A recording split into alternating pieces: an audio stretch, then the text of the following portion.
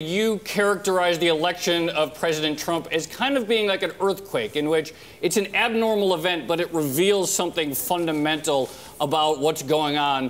Why is, in your view, President Trump such an important character in sort of global economic history?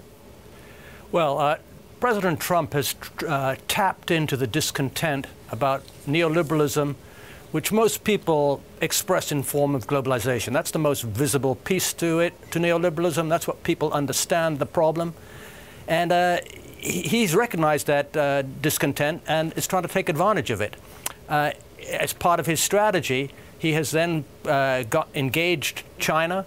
He's engaged critically with the European Union, and he's showing now that there are contradictions in globalization. One of the contradictions that you point out in your paper is that lots of people say they want globalization, they want free trade, but they also want the U.S. to be a dominant superpower in the world. But the contradiction is that the current setup of global free trade is elevating China as a superpower, putting these two things in conflict with each other. Explain what's going on there. That's absolutely right. There's two types of contradictions. At home in the economy, a lot of people are not doing well. They're unhappy with years of wage stagnation, job loss, communities decimated across the Midwest. And that's kind of alienated the political bases of both parties. It's not just Democrats. Republicans now don't like globalization either. So you've got the political bases against globalization. You've got the Washington elites for it. And I'm talking Republican elite and Democratic elite.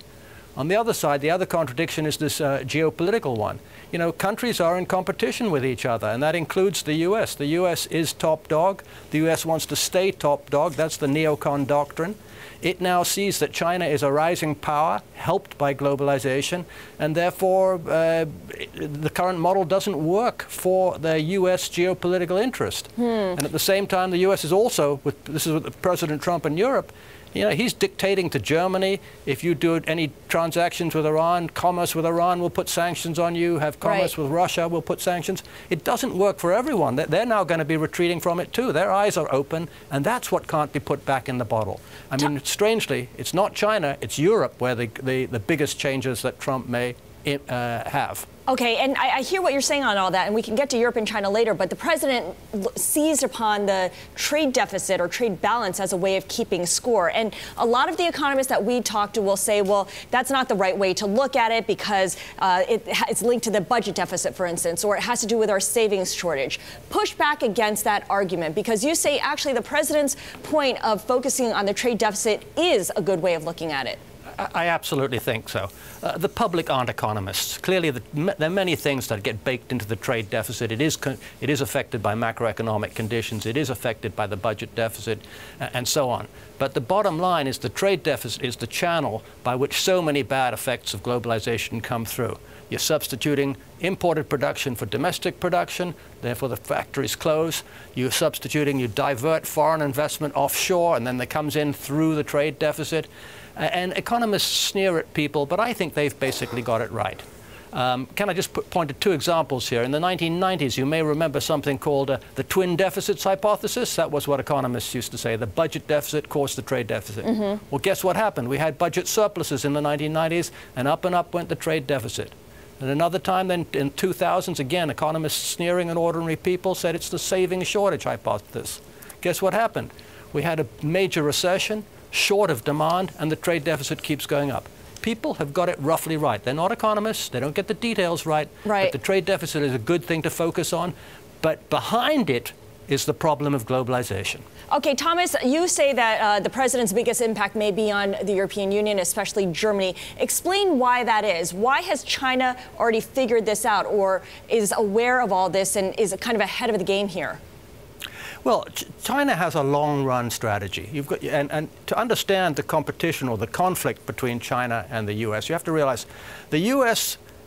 Believes that, and this is the neocon doctrine, that never again will there be any country like the former Soviet Union that can challenge the power of the U.S. That's the Cheney-Rumsfeld doctrine. China says, look, we don't want to be the global superpower, but we do want to be the regional superpower. And that means there'll be no one who can challenge us in our region, which is East Asia. That puts them on a head-on conflict with the U.S. because the U.S. believes it should challenge anyone, anywhere. And that's the contradiction there. And the Chinese have figured this out. The Middle Kingdom has been around for 3,000 years. Right. They play a very long game. Europe, on the other hand, has not figured this out. I mean, Europe is all over the place.